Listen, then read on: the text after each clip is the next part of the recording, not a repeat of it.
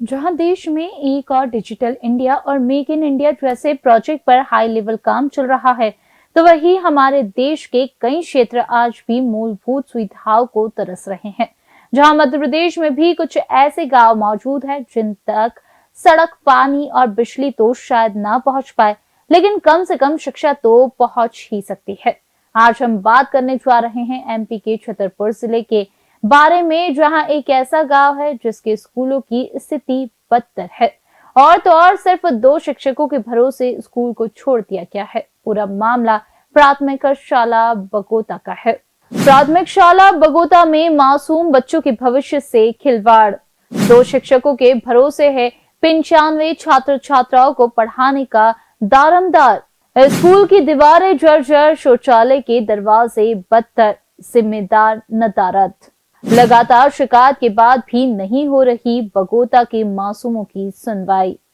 इन दिनों लगातार एमपी से शिक्षा क्षेत्र में बदहाली की तस्वीरें सामने निकल कर आ रही है, जहां कागजों पर तो विकास दिखाई दे रहा है, लेकिन जमीनी हकीकत के आगे सारे वादे दम तोड़ते नजर आ रहे हैं। अब तस्वीरें सामने निकल कर आ रही है छतरपुर जिला मुख्यालय की नजदीकी शासकीय प्राथमिक शाला बगोता से, जहां कहने को तो 4 शिक्षक पदस्थ है, लेकिन सिर्फ 2 शिक्षकों के भरोसे ही शैक्षणिक सारा दारमदार चल रहा है। और आपको जानकर हैरानी होगी कि 2 शिक्षक यहाँ 95 छात्र छात्राओं को पढ़ाने का जिम्मा लेकर बैठे हैं। इन तस्वीरों को देखकर साफ समझ आता है कि एमपी के गांव में शिक्षकों की कितनी ज्यादा जरूरत है। महज 2 शिक्षकों के भरोसे इतने मासूम बच्चों के भविष्य की नाव आखिर कैसे तैर सकेगी। वही स्कूल के हालातों की बात करें तो सिर्फ 2 कमरों में पूरा स्कूल संचालित होता दिखाई दे रहा है, जिसके चलते शिक्षा पहली से 5वीं तक का शिक्षा कार्य भी प्रभावित होता दिखाई दे रहा है। इस स्कूल की दुर्दशा पर अगर बात करें तो यहाँ की दीवारें बुरी तरह क्षतिग्रस्त है। शौचालय के दरवाजे भी बदहाली की गवाही दे रहे हैं, जहाँ पूरा स्कूल अब मरम्मत तो मांग ही रहा है, लेकिन साथ ही बेहतर शिक्षा व्यवस्था और बेहतर शिक्षा भी यहाँ की मूलभूत सुविधाओं में शामिल है।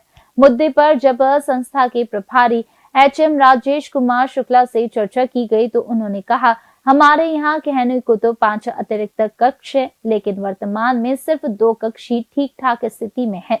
बाकी के कक्ष जर्जर हो चुके हैं। मजबूरन 1 से 5 तक की कक्षाएं संयुक्त रूप से संचालित करना पड़ रही है। बारिश से स्कूल की बाउंड्री वॉल भी भर कर गिर चुकी है।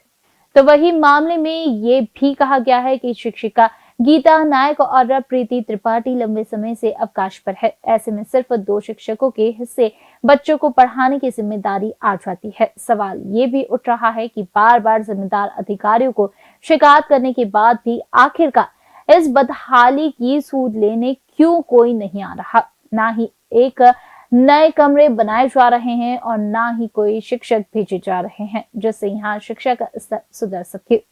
अब उम्मीद है कि मीडिया की दखल के बाद शासकीय प्राथमिक शाला बगोता में शिक्षा की तस्वीर बदलेगी। 2 शिक्षकों के भरोसे चल रहे इस स्कूल को नए शिक्षकों की सौगात मिलेगी, जिससे यहाँ मौजूद स्कूलों में बच्चों के भविष्य को नई दिशा मिलेगी।